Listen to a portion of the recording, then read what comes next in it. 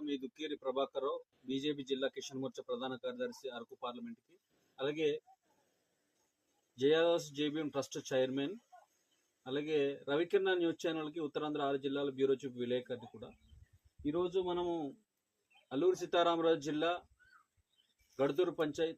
గడుతూరు పంచాయతీ జీమాడుగుల మండలం విందుల పనుకు దగ్గర మనం ఉన్నాము. ఏదైతే గంగ పూజారి సత్యవతి గారికి ఒక 2 వారాల క్రితం కాఫీ పళ్ళు ఏరుతూ అనుకోకుండా కింద పడిపోవడం జరిగింది. అప్పటి నుంచి కాళ్ళు, చేతులు, నోరు కూడా మూగబోయింది.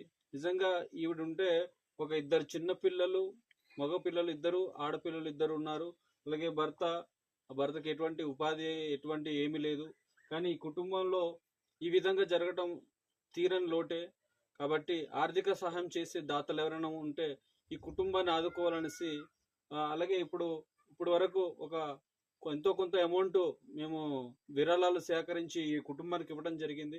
ఇకపైన కూడా ఎవరైనా ఈ కుటుంబానికి ఆదుకోవాలంటే మా ఫోన్పే నెంబర్ ఇవన్నీ మేము ఇస్తాము, తప్పకుండా ఆదుకుంటారని, ఈ కుటుంబం తొందరగా ఈవిడ మన సత్యవతి గారు కూడా తొందరగా కోలుకోవాలని మా మనస్ఫూర్తి కోరి ప్రార్థిస్తున్నాం. ధన్యవాదాలు.